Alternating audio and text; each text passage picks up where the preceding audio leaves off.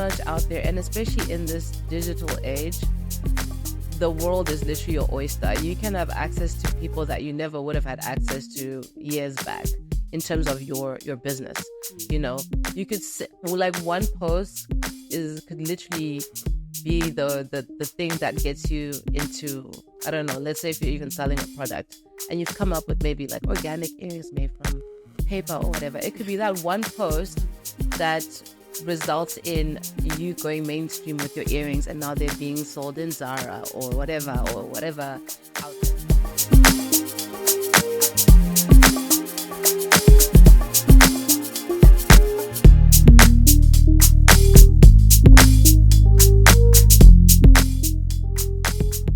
Hi everyone, welcome to another episode of Moments with Nyengeterai. I just want to say first and foremost, thank you so much for the support. It's been amazing. The comments are really, really amazing. I was really, really shocked, especially last week, because the response was amazing. And the people that you're asking for, the topics that you want us to talk about. And as you know, Moments with Nyengeterai is really about growth. We want you to grow in all your pillars of life. And today we have an amazing guest. First of all, she's talking about one of the key pillars that you've been asking about. Two, you've been asking for her because you want to learn more about her. So I'm really excited to have this young lady. I feel like I have my daughter, maybe a daughter-mother conversation today. Yeah. Miss Chindiya, welcome. Hello, how are you? I'm good. I'm so excited this is finally happening. I know, I'm glad it's finally happening too. We've been going back and forth and, so much happening. Yeah. First of all, I know everybody knows you. Okay. I know you as Miss Chindiya, but tell me, who is Miss Chindiya? What's your real name? Yeah. Who are you? My name is actually Melina. Mm-hmm. But, I got tired as a black child trying to explain. Michelina, Miche, Miklini. There were so many different variations of my name that I heard growing up that I got tired of it. I ended up saying, I told people, just call me Mikey. So I usually go with Mikey. So most people that know me as Miss Chindiya might know me as Mikey, but not Michaelina. I'm a mother of one. And congratulations, a new mother. I'm a new mother, a mother of one. I'm a wife to an amazing husband. I am someone's daughter. I'm a personal trainer. Yep. I used to work in finance as well as a financial advisor, but I left that to pursue fitness full time. I focus on pre and postnatal training. So I'm also helping new moms or moms to be who are in a position like I was a while back. And yeah, you could say that fitness is my passion. Finance was my profession at one point, but fitness really is my passion. I'm in that full time. And I'm just at a point where I'm just trying to see how far I can take it now. I have both feet in. Oh, wow. Yeah. Your story is so fascinating for me because, when we started stalking you. Is it stalking? We're stalking you because normally what we do is, besides we have a list of guests that we want to come. And then when people start pointing out those same guests, we then look and say, okay, what's going on? Someone even said that. I heard you. Yeah. I was like, oh, okay. Yeah. So I want to find out, when you were young, did you ever see yourself in the fitness space?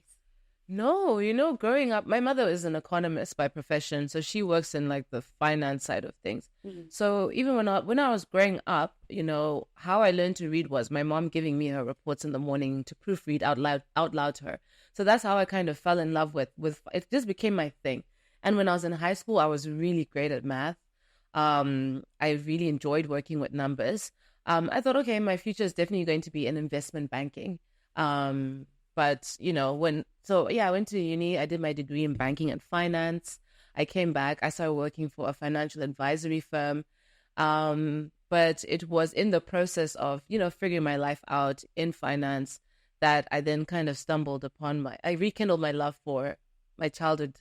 Yeah, it was a childhood passion for fitness. Mm. When I was younger, I was actually captain of the national gymnastics team. Wow. When I was in high school, I was the swimming captain, so I was very active. But when I went to university, when you're now a young woman by yourself. I remember when I was a UCT. I stopped playing hockey. Discovering the world all over again, and you have that newfound independence. Being active is the last thing on your list. So I put on a bit of weight while I was in university. So when I came back and started my job in finance, I kind of then just decided, you know what, I want to turn things around. I can't continue to live this way, because I was now at a point where I was uncomfortable with my body. And I also was now starting to have health issues. So for example, cholesterol is an issue in my family, especially on my mom's side. So even when I went to the doctor, he just said, things aren't looking too great, even in terms of like your blood sugar levels, your cholesterol, and you're too young. You're 21, 22. You shouldn't be in this position. And I felt like a shadow of myself. So, but when I started working out and I was in finance, I never thought that I was going to become a PT full time. And I'm now working where my journey pretty much began, which is a pro fitness gym. But I never thought that this would be it. Really? Yeah. That transition. Talk to me about that transition, because, as I was reading your story and reading just like articles about you, that transition from finance to then say, I'm going to fully become a personal trainer. Yeah. First of all, your mom's reaction. I say so because, I have 3 daughters. One who's finished uni, 2 still at uni. Yeah. And what was your mom's reaction, number 1? 2, how did you finally say, you know what, this is it, without worrying about what everybody else is going to say? Because you know how it is when African parents, when you say personal trainer, I'm like, come on. Yeah. How do you choose investment bank or banking, finance, or, over, because you don't understand, but tell me, take me through that journey. Okay. I think I'll actually start off with just how I made that decision, because it was very easy. And then I was now like at a point where I'm a grown woman, a married mom. I know you sent me to university for this. And even when I did tell her that I was considering it, she really said you must have a plan B. Because when I tell people I'm a personal trainer, they say, okay, and then what do you actually do? They, they don't really understand that it is something that you can make a profession out of if you structure it correctly. So I think she had the same opinion at the time. And she was just really worried for me, especially now with like a new family there. She was saying, but child, why would you want to leave this job and get into like personal training? And I sent you to school for this. I've paid thousands and thousands of dollars for you to go to the UK, to go to a good university and get your degree. Are you sure about this? But for me, it was an easy decision. And I'd had 8 years experience in the financial services sector. And I'd been working at the same company as well for 8 years. I also thought, you know what, if I then see it doesn't work out, I'll look for a job elsewhere. But I also was of the opinion that I've done enough time here, almost like a whole decade at this firm. I want to grow beyond this. And now I had recently had a baby. And before I had a baby, I thought, you know what, I'm going to be that woman that works and puts her career first, because my career matters so much to me right now. And I thought, I even used to say, you know what, I'm just going to do like 3 months maternity leave and I'm coming back to work. I'm going to get back into it and, be like in gear 5 with it. But the moment Ushe came, your priorities actually changed. And no one even had to tell me. It was just that instinct within me that, you know what, I want to be a present mom. I want to be there for my son as he grows up. I really want to have a big part in his childhood I want to be present. I want to be there. And it then made it so much easier for me to actually quit my job, because I had been considering it for some time, because it's a well-paying job, but the amount of stress that you have when you're managing a high net worth individual's money, they can call you at midnight and tell you what's happening with my money. And you're going to have to wake up and tell them what it is that they want to know, or give them the information that they want to hear, or you'll have a lot of sleepless nights as well, because this is people's hard-earned money that they're trusting you with. These are people's pensions or plans for their children's futures. You're managing their trusts, their accounts. It's not child's play. So it does come with it came with a lot of stress. But I could manage that without Ushe in the picture. But once Ushe came, it was just very clear that I want to focus on him.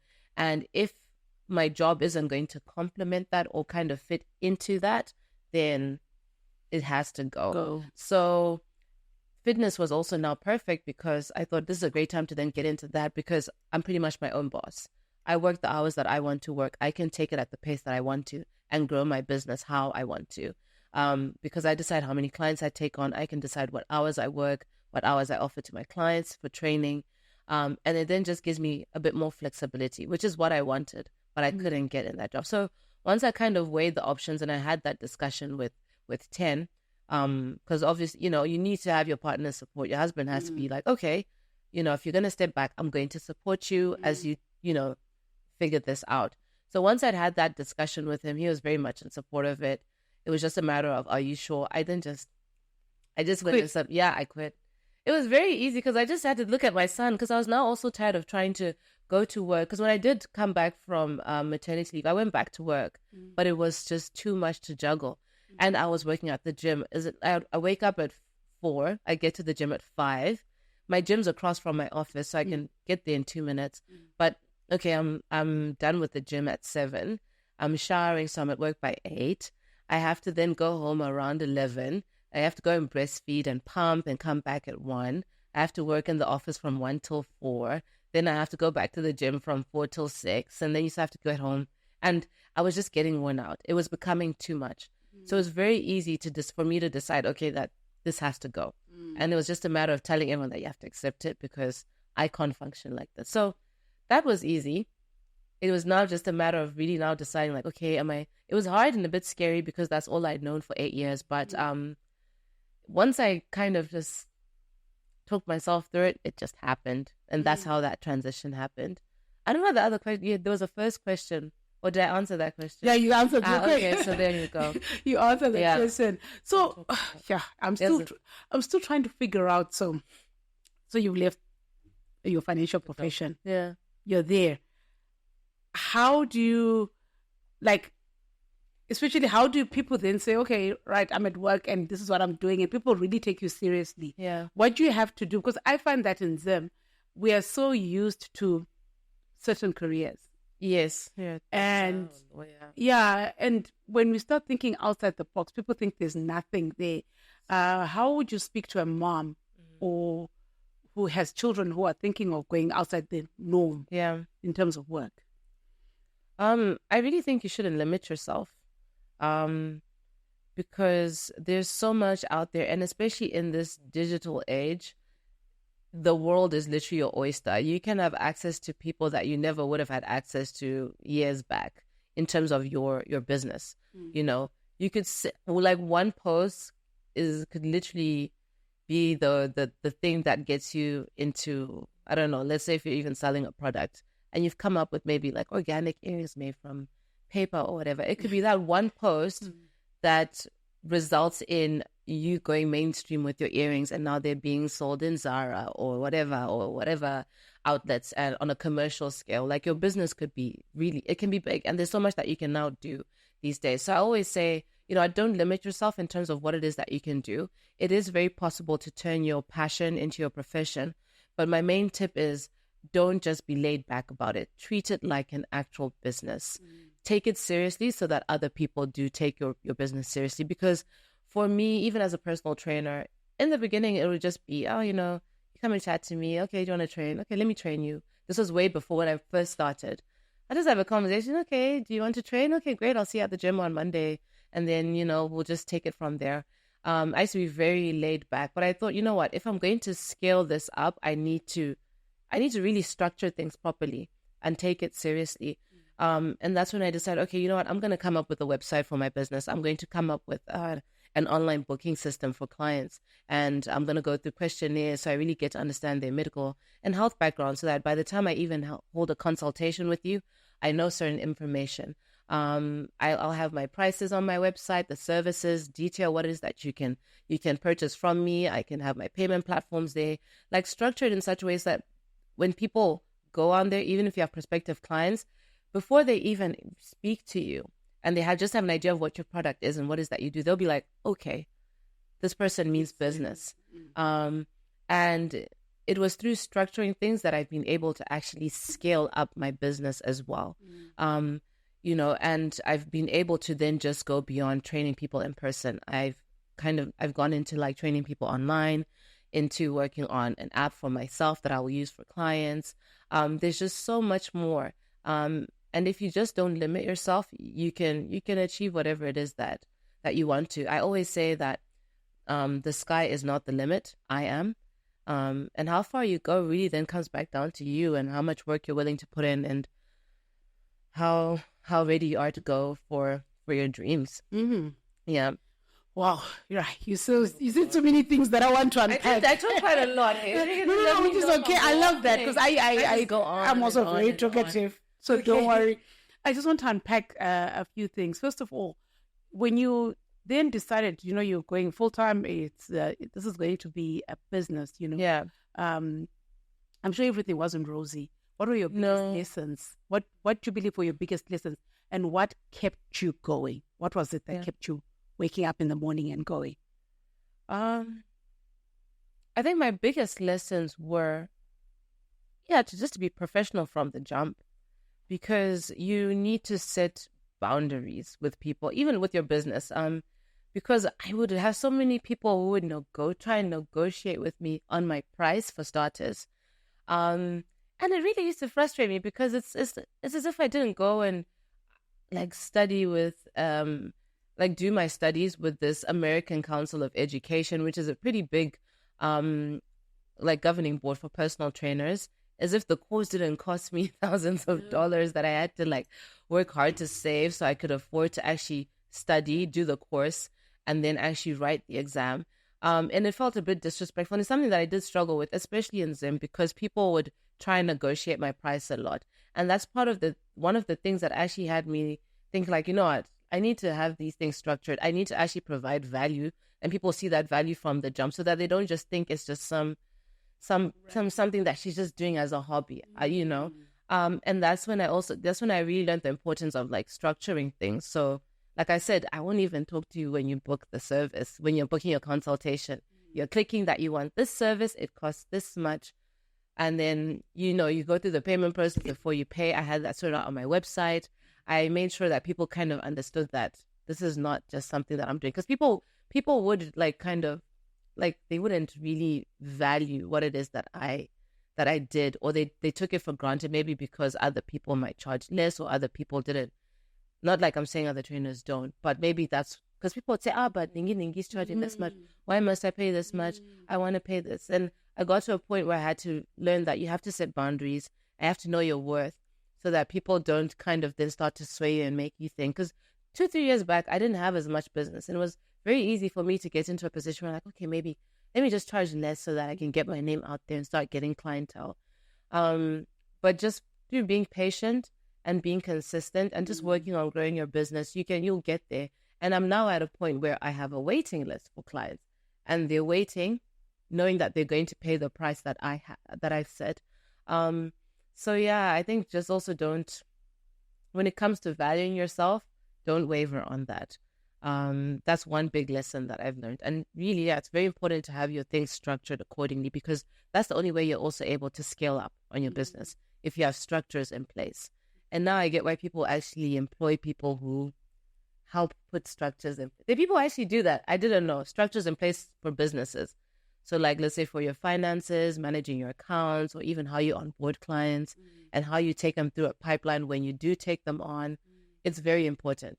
And I think that's one thing I got from my previous job in finance, that structuring things is quite important. I forgot the other question.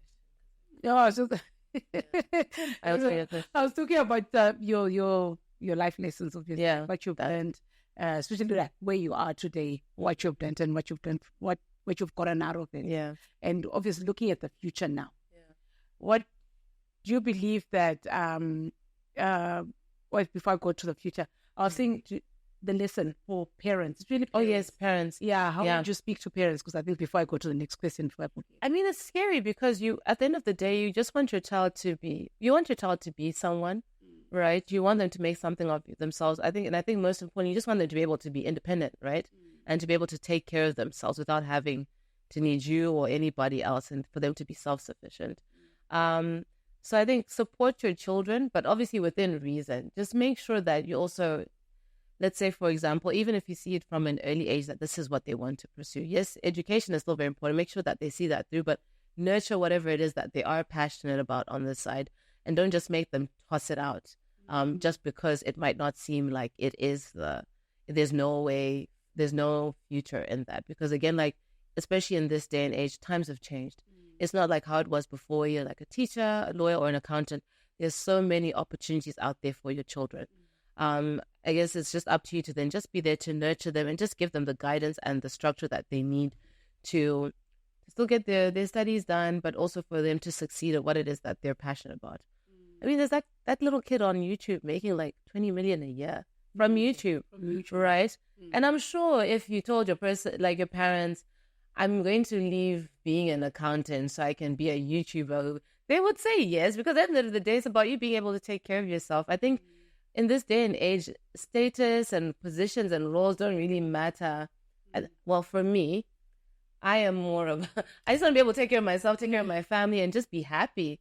I don't want to be stuck in a dead-end job doing something just for the sake of the title, And now people are actually free to do those things. People are free to be who they want to be because everything is literally like a click away. So just support your children. Yeah. You know what I love about what you said? You say that it's so important that you don't want to be stuck at a dead-end job, I mean, I think a lot of people are alive, but they're dead. They probably died like 10 years ago, but they just like literally just living. They're not, truly living out their passion. What made you come back home? I find a lot of people go and study overseas and they don't come back.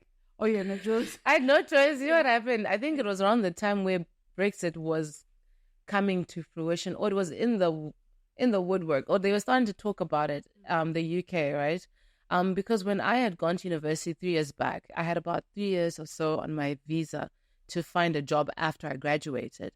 And then towards the end, that's when Theresa May was kind of in power, and she was hinting towards the fact that they're going to make it a lot harder for immigrants and international students to stick around for as long as they usually did. So they reduced that time from 3 years to 3 months. And it was also becoming harder for a lot of companies, to get companies to sponsor your visa. A lot of people didn't now want that on them because it was also going to be quite costly, especially with Brexit and everything going on. It just wasn't going to make financial sense for them. So it was also hard to find a company because I was working for The Sun at that point. But they weren't ready to sponsor my visa. They said, sorry, hey, you've been working here for like a year or so, but we're not going to be the ones to do it. And even if you did try find a job, it was competitive. It was tough. So I got to a point where the 3 months was up and I had to come back. And initially that wasn't part of the plan. It wasn't part of my plan at all. I wanted to be an investment banker, and the investment banking sector in Zimbabwe is dead. So I didn't even know what job I was going to really get because I did banking and finance. So maybe I was just going to go get, I don't know, somewhere, but I really didn't know what the plan was going to be. I was then just fortunate enough that through social media and just blogging about what life was like as a graduate back in Zim from abroad, it literally landed on someone's timeline, and they were like, there's this new firm that just opened up. We're looking for people like you. Do you want an interview? That's literally how it happened. Wow. But I'd gone 6 months without a job and I didn't even know what the plan was, but that's how I ended up back here. And I was just fortunate enough, that I managed to then get that job with like an international company. Because I really did not know where things were going. Yeah. But look at how your brand has blown up. Because I truly believe that when things are meant to be, they're meant to be. They're meant to be. I think so. Yeah. It's just the way your brand has just blown up, and especially on your fitness, on the physical fitness side. Yeah. I want to go there because now you said you specialize on pre and postnatal. Yeah. Let's go. Because I remember, I think I did say inbox, and I was like, gosh, when I was pregnant, all I ever wanted to do was go to the gym. Yeah. I just thought it was, especially with first child, I thought it was a passport for me to just eat and sleep and just rest. Yeah. Eat. Yeah. Literally, because I think I've weighed the biggest when I had my first child. Yeah. It was only with my second, I think, and my third that I started exercising. Yeah. What made you exercise throughout your pregnancy? When I got pregnant, I was a personal trainer. So for me, I then thought, I was thinking, crap, this is the end of my life and my career. I genuinely thought that. I think that's one thing that I panicked about because I thought, because my body was part of what I would like, guy, look like me, look at what I've done for myself. I've lost weight. And I thought, okay, I'm definitely not coming back from a baby. It's different from being overweight. Having a child is a very hectic experience. The woman's body goes through so much. And I thought in my mind, I'm not going to come back from this. And I thought this is the end, the beginning of the end, and how just things died down. Because in my mind, I thought people only liked me because, hey, she got 6 packs, got turned legs, and that's it. Then I thought to myself, you know what? In my mind, that was kind of, because I did have that moment like, oh gosh, this is it for, because very few people had anything positive to say about their bodies after pregnancy. Like, I would speak to a lot of pregnant women or women that had kids. Yeah, women that had children and like a number of children, even just after women had one kid or whatever. And no one had anything good to say about, their physical appearance after a baby. Everyone just said, oh, get ready for things to go downhill. And I thought to myself, you know what?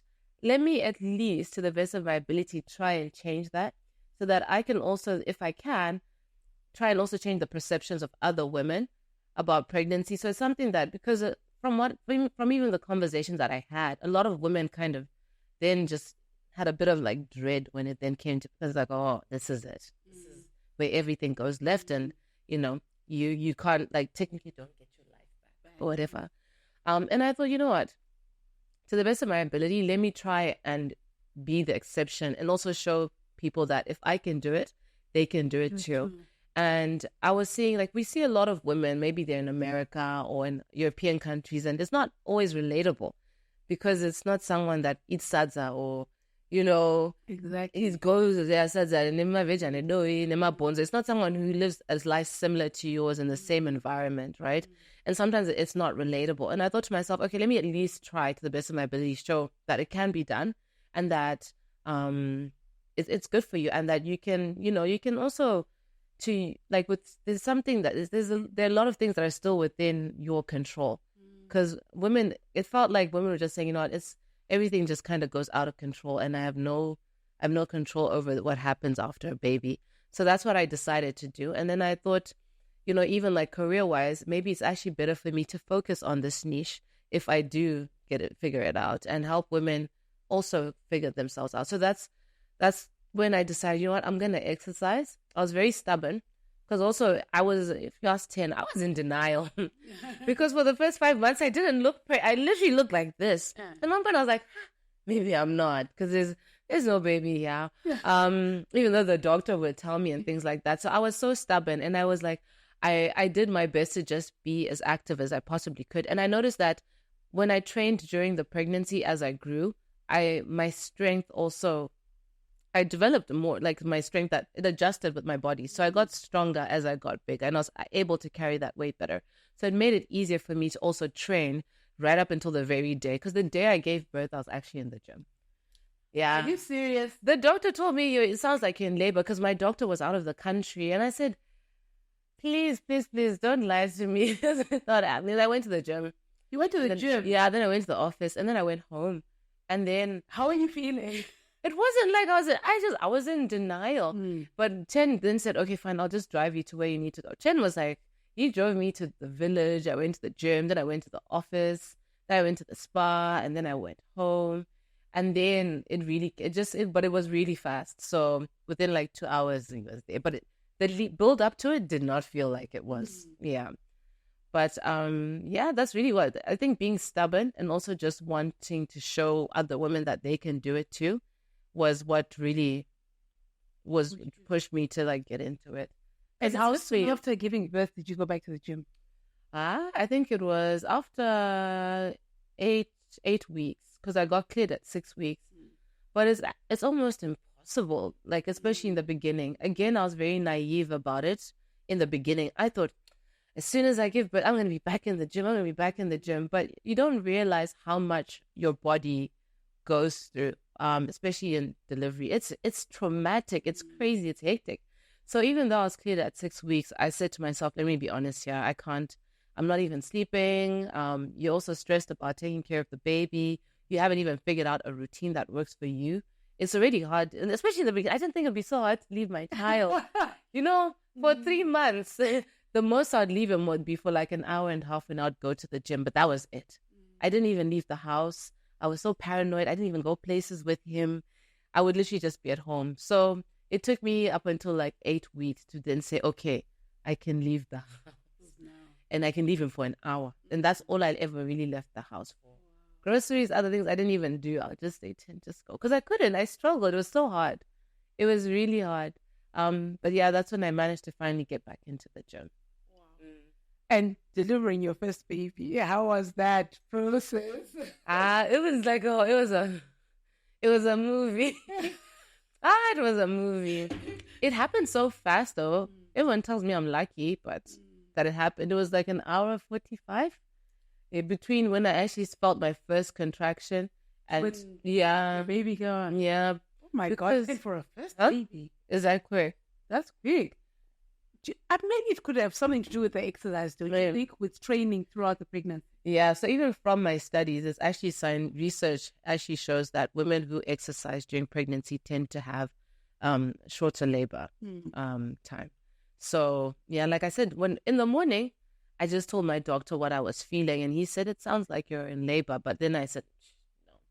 But it wasn't. I thought, my mother-in-law even said to me, when you're in labor, you'll know. I said, well, definitely doesn't feel like it. So I said, let me go to the gym. I went and worked out. I went to the office and dropped some documents. I went to the spa. Then I went home around 3. And then I even ate some of the pie my mother-in-law had made for me. Then I went and took a nap. And then around 4:35, I was like, okay, I think I'm in labor. Yes. And then by 6 thereabouts, he was, yeah. So it happened really fast. But even when I got to the hospital, it happened very fast. Like it was just progressing really quickly. 1 minute they admit you and they're like, oh, you're 3 centimeters. You should be giving birth around midnight. They come back 20 minutes later, like, oh, 27 centimeters. And they said, what? And then it was really rushed. No, I actually think the exercising really helps, because with my first child, I didn't. Like I was saying, I just ate and I put on so much weight. And I struggled. That labor was days. I mean, that was huge. Days. Yeah, it was painful until I was induced. My second one was okay, but but with my last child, I actually, I didn't work out, like go to the gym. I used to walk every single day. I used to walk twice a day. That's perfect. Funny enough, from work, I left the office around, and then someone said, "Oh, I think you're about to give someone else." I was like, no. I got home, had dinner around midnight. I was like, I think I'm in labor. No, this is actually happening. Morning. This is the third one. Then we went to the hospital. 3 a.m. she was out. Wow. So all my 3 kids. So I think exercise is good. Really. Yeah, because when they see my post, they think when I say exercise, it's just limited to the gym. But for me, it's because that's what I did. So usually the recommendation is, like, if you were an athlete, or you can continue what you're doing, just make modification depending on what it is. Maybe if it's hockey, then you can't play because you get hit in the tummy. But I then just continued with what I was doing. I just modified it and did it lighter. But I mean, exercise can be anything really. When I talk about doing 150 minutes a week, it can be walking. You can do your Pilates. You can go for swimming. That's still the exercise that your body needs during pregnancy. So it's like walking is actually perfect. Because some people say, I don't know, I don't have access to a gym. Or I just say, just walk. Do your 30 minutes a day, 5 times a week, or even daily, and you're good. That's just what your body. So it doesn't have to be like crazy. So that what you actually did was perfect. And I think that's what helped. Because that's the exercise that you need. Yeah. Yeah. And how fast did your body come back? I think it took like 4 months. Yeah. Again, I'm very stubborn. Like I'm 10 always says it. Like if I set my mind to something, I just go for it. And I just refused. I really refused. I was like, this can't be it. Because when your tummy's dark and your skin is loose, I said no. Like there's another baby still inside. Yeah, like if I'm down, I refuse to accept that I'm down. I always think like, no, there has to be a way that I can get out of this, or there has to be something I can do that's within my power to at least try. And so I was when I now got into a rhythm, I started going to the gym like every day. And that's the one thing that was like a non-negotiable, and it was good for my mental health as well. I would have to go to the gym. And then so it was about 2 months basically, because I started at about 2 months. And then by month 4, I was actually starting to look pretty okay. And then and I think breastfeeding helped as well. And that's when I kind of I guess, snapped back. Yeah. What was the hardest part of being a new mom from your old life? You're used to just the two of you, and now this is baby. What was the hardest part about being a new mom? I really thought I had time before. I thought I didn't have time before Usha came. How is it? I'm so busy. I'm so... the hardest thing was just feeling like you have time for nothing else. Like it was it really consumes you and everything that you do. Like, so it was hard for me to accept that I can't be this multifaceted woman because I was a financial advisor, I was a content creator, I was a personal trainer, and I was Mikey who had friends, spent time with her mom, and had a social life. All of that kind of just died. And for me, for a while I felt like, okay, I'm losing myself because that was my identity before I had a baby. And it started to feel like, wow, I'm losing a part of me, because those first 3 months were really hectic. And again, you're kind of conflicted because you do want to be there with your child. And the first thing, like, it was a no-brainer. I'm going to be with Ushia. I'm going to spend all my time with him. I'm going to dedicate my life to being a mom, especially in those early days, because that's what he needs. He needs me more than anything else. But at the same time, it's like in the process of giving to your child, you're losing a part of yourself, and things change. So I think the hardest part was accepting that life is changing and it's not going to be the same. And it took me a while, but I think once I started to accept it, and I gave myself a bit of grace as well, and I gave myself time, things got better, because as your children grow older, they start to become more independent and they need you less, you'll be able to find yourself. But at the time, it was my first time, I didn't know that. I was just panicking, thinking, wow, I'm losing everything about me. In as much as I wanted to quit my job, I was thinking, no, I've quit my job. Would I have quit if I, it's not like I was at the point when I was now stressed by my job. I wasn't really enjoying it anyway, but I was still thinking like, wow, I'm losing things, I don't have the time to create content. I don't have time to go do photo shoots and do as much as I'd like to. I don't have time to see my friends. And that really just kind of got to me. But as he grew older, and as I started to kind of give myself some grace, it got better. But that's one thing I definitely struggled with in the first couple of months. Yeah, it was hard. It was hard. Yeah, it was hard. It was hard. No, I know, being a mom of three myself, and we haven't three. Yeah. And the lack of sleep too. Yeah. It adds to all the problems. And I feel like the reason why a lot of moms struggle is not, I think the biggest problem is just the lack of sleep. It compounds everything and the exhaustion just makes everything else that you experience that may be like down 10 times worse. It just adds to it, the lack of rest.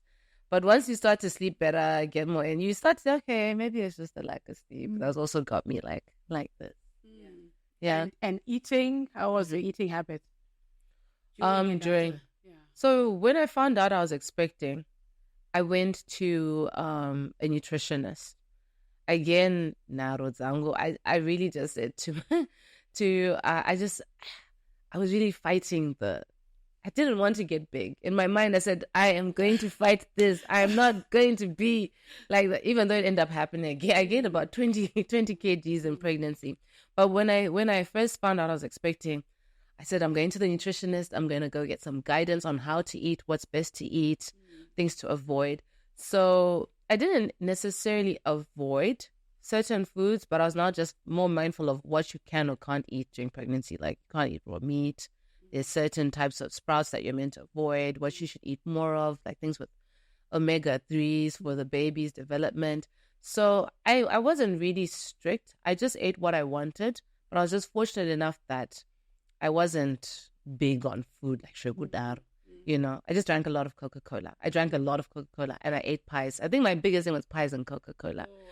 But I tried to just be mindful here and there. Of what I ate. And then afterwards, what did I eat? I didn't just kind of ate clean myself, but now I had my qualification. So I then tried to kind of apply what I had learned. So I learned even things like, how we always say you should eat for two? But technically, you only need to eat about 200 to 300 calories more. That's like the equivalent of like 2 bananas. But people then, you get sucked. Not like I'm saying it's bad, because even when I train pregnant mothers, I don't even really focus on weight. We measure it on a regular basis just to keep tabs on your weight gain. And we just want to manage that weight gain, but you don't want to be like, you don't eat this. And same thing goes for moms, especially if you're breastfeeding. We don't want you eating in a calorie deficit and you're starving. So I still ate, but I just ate better. Like, the quality of the food that I ate was I was clean eating. So less processed foods, trying to stay away from the sugars, less refined, the less refined carbohydrates. I just tried to eat better quality food, but I didn't stop eating, like, or eating less or anything like that. She would say, "What was your diet?" I was like, "I wasn't really on a diet." Because I noticed that the moment I started restricting my eating, when I did try, my milk supply was affected. Yeah. So I then just decided, you know what, I'll just look at the quality of the food that I eat, but I won't be restrictive when it comes to that. Yeah. As a personal trainer, and also just what you've gone through personally, what advice would you give to young pregnant mothers? Yeah. Because I think those are people that you deal with a lot. What advice would you give to them? Because I think a lot of people probably are stuck. They don't really know like where to look and what to do. And I think your experience, I mean, my experience and your experience are different.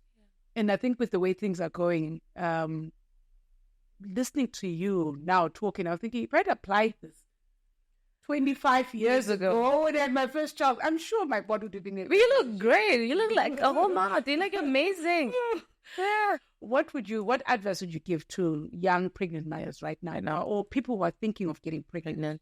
Well, first of all, I know you might see my Instagram and think, because I see a lot of people that say, "Oh yes, you inspire me to snap back." I actually don't like that whole snap back culture. I think it's just, for me, that's what happened, and I'm a trainer as well. But with social media, I guess there's a lot of pressure to snap back. And going through pregnancy made me realize that having a baby is very hectic. It's a lot. So give yourself grace, be kind to yourself. Don't put too much pressure on yourself to look a certain way or to snap back, as they call it. Do what you can as and when you can. But when you do decide to get active, I mean, exercise is good for you. It's now something that gynecologists will actually recommend, that if you have no complications during your pregnancy, then, you should be able to take up exercise. So the first thing I'd actually say is just go to your OBGYN, your gynae, have that discussion. If you do want to be active, get the go-ahead from them. And then it's just a matter of finding what it is that works for you. It could be pre or postnatal training in the gym with me. It could be swimming. It could be Pilates. It could be yoga.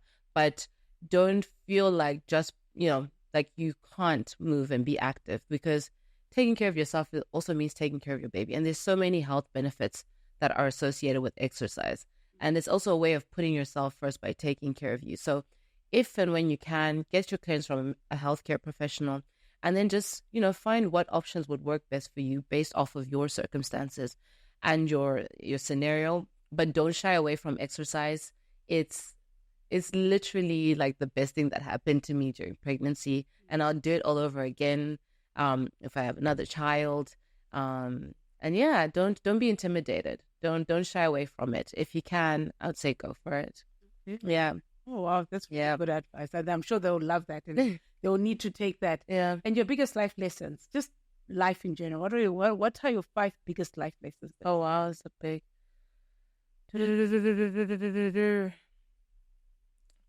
All right. Again, I'll go back to the first point that I made, that the sky's not the limit. I've learned that it's not that it, because it kind of then makes it seem like it's so simple. It's all in your mind. But if you want to go for something, go for it. Don't ever look at anything limiting you in life, and don't ever think that any dream is too big. Literally, the body, like what you think, you can achieve. I really feel like that. I made a post today actually about, I had a story featured in Women's Health magazine, and there's a piece of paper I wrote my goals on about 4 or 5 years ago, before I even had like a big following and I was big into fitness. And it said that I wrote in that paper that one day I wanted to be in Women's Health mag. And when I wrote it, I remember I thought, I never would have thought that could have come to fruition, but it's happened. So what you can definitely do whatever it is that you put your mind to. Don't ever think that any dream is too big. And another lesson that I've learned is nothing worth having comes easy. You better be prepared to put in hard work. Not everything just kind of happens overnight. A lot of work goes into, a lot of the things that you see. A lot has gone into this studio. I'm sure it didn't just happen overnight. You didn't build up to like 1.8K subscribers overnight. You built that through consistency and through hard work and dedication to your craft and what it is that you're doing. And that's a lesson I've learned in life. Things just don't happen overnight. Be ready to put in the work and be comfortable with the idea of working hard. I feel like those are 2 points, but there's other points there. So those are some of my, yeah. And yeah, it's like from the gym, consistency. Consistency goes a long way. I feel like I've gotten here through consistency and just consistently trying to put my best foot forward with whatever it is that I did. When I started like 4 or 5 years back, I had like 3,000 followers, and I never thought I could build a business in what I was doing, or a business in fitness. But when I started even making my fitness content, it felt like no one was even listening to what I was saying. But I just consistently put it out there and consistently reminded people that this is what I do, this is who I am.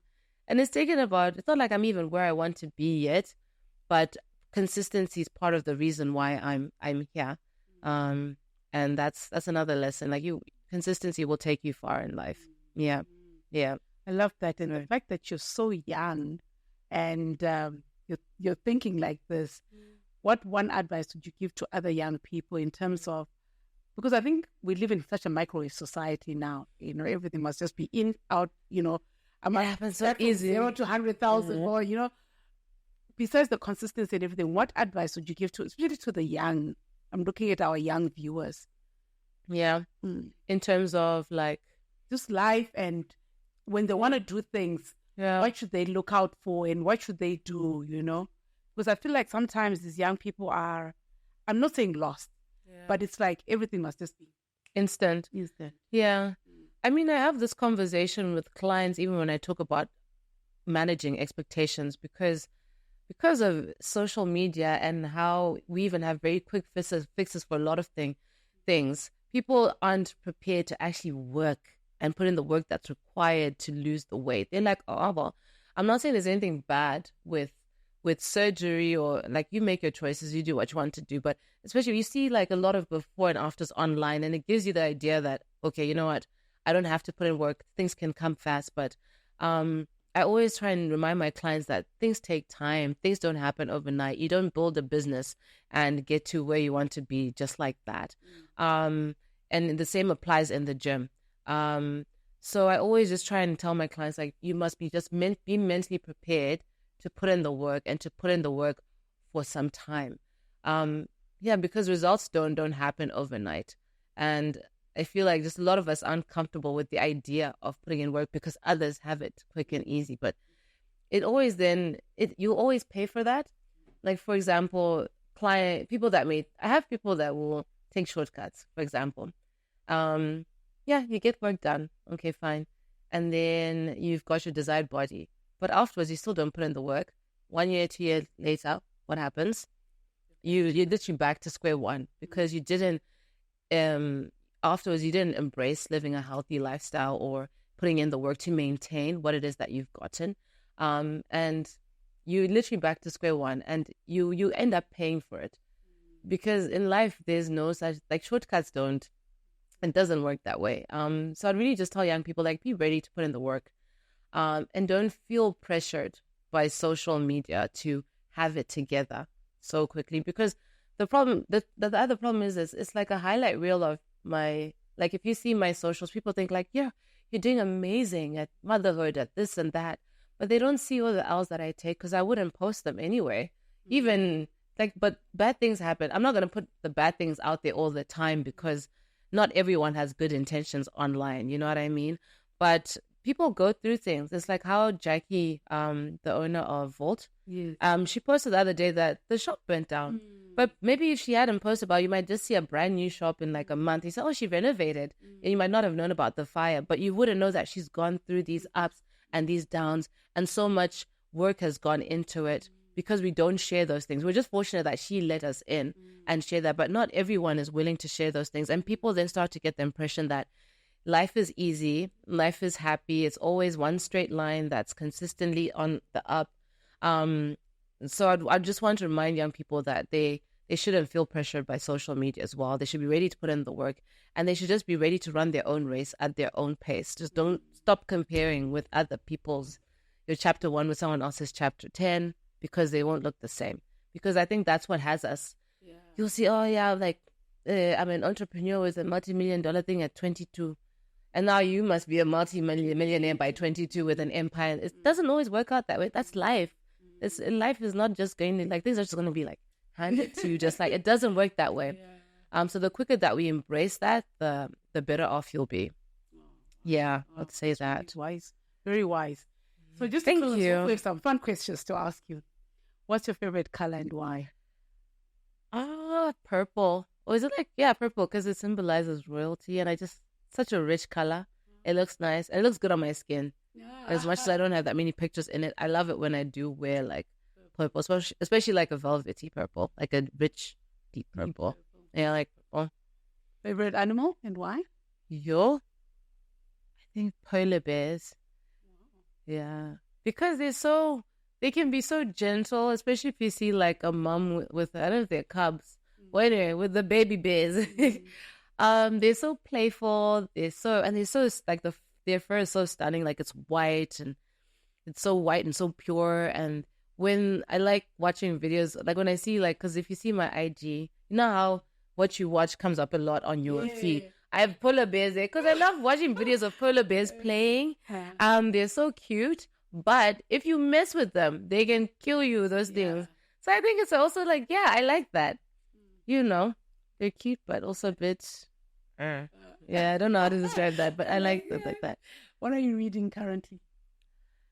Right now, I am not reading anything at the moment. Yeah, I think the recent read was just The Subtle Art of Not Giving a. That's a good book. That's a brilliant book. Yeah, especially when you're on social media, you need to do that because people are always going to have opinions about your life, what it is that you do, and you need to remind yourself that you need to stop caring about so many things, really.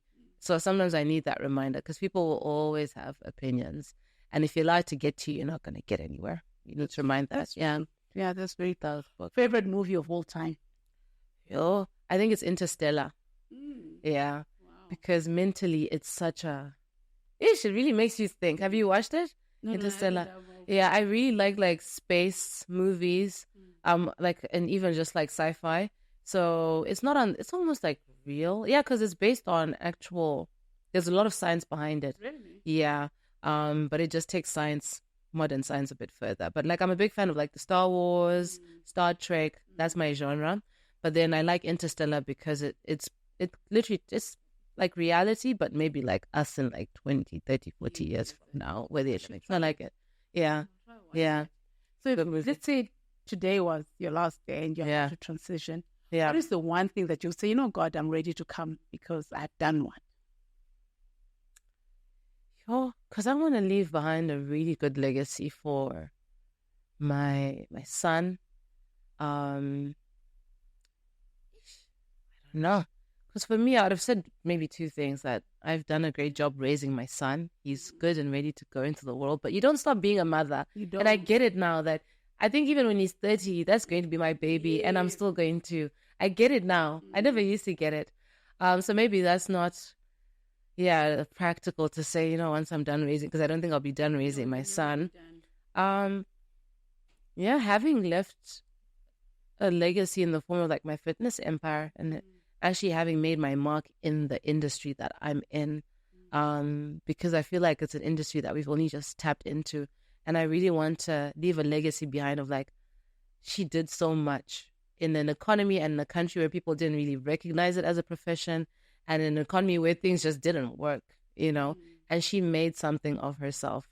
I'll be talking like my own gym, my own apps, supplements, and really have just like gone wide, gone huge on what it is that I'm doing. I think that's when I'd be happy. Yeah, I can't really put it at like a certain amount of things, but just to get to a point where people will be like, yeah, she was the godmother of the like they get 30, 40, they're like, shut, there was this woman, that she, because I really just want to have an impact in the lives of other women, especially when it comes to exercise, because it just empowers them in so many ways, and I want to do that. But if I put it one thing, it would just be like a female-owned gym. If I had that at this point in my life right now, I think I'll be like, okay. Yeah. No, That's brilliant. Yeah. We're packing our bags. We have our passports. Where are we going? Where are we flying off to? I'll go to Bora Bora. Oh. Yeah, it's nice. Wow. I think Bora Bora. First person who was ever spoken of Bora Bora. Really? It's so beautiful. And it's just... I've seen the pictures. It's like amazing. Yeah, and it's so serene. I love beaches. I love water. I've worked so hard for this body. It's not just like I can keep it on. I want to be in my bikini. I want to be with my husband and my son. I want to just be chilling. And yeah, that's the first place I would go. It's beautiful. I think it's beautiful. That's your biggest inspiration. Oh, that would be my mom. Yeah. She's shown me the power of hard work. She was a single mom. So she raised me by herself.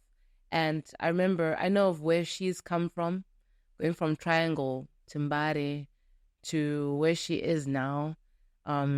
She's a CEO of a company. She's looked at as the Iron Lady in her field. She's a no-nonsense kind of woman. But from growing up, I could see that her commitment and her dedication and her hard work are the reason why she is where she is today. And she made me appreciate that. So that's why, that's my biggest inspiration. Yeah. Miss Chindiya, it's been amazing. Thank you for having me. I mean, I've gone on and on if it wasn't for there's so many things that I want to talk about. And I think what I love is that you're talking to women who are getting pregnant, giving birth, because I think that's one of the biggest jobs. Should I say a job? That's work, man. It's a job and a half. It's a lot of work. Carrying a child and giving birth, bringing someone to the world. So I think you're doing an amazing job for the young mothers. They need you. I think a lot of women need you. They need your assistance. Yeah. So I just want you to say one thing to our guests before we go. What is your last message to them as we're going into the week? I'm trying to think because I feel like I literally left it all there. What would I say? I just say just remember to take care of yourself, Mom. Taking care of you means taking care of your family and taking care of your kids, taking care of everybody. So don't forget to also then just take care of yourself. Don't neglect yourself. That'll be it. Oh, fantastic. So as to everyone, I just wanted to remember, take care of yourself. Please. If you don't take care of yourself, you can't take care of everybody else. Yeah. So have a fantastic week and we'll see you next week. Goodbye.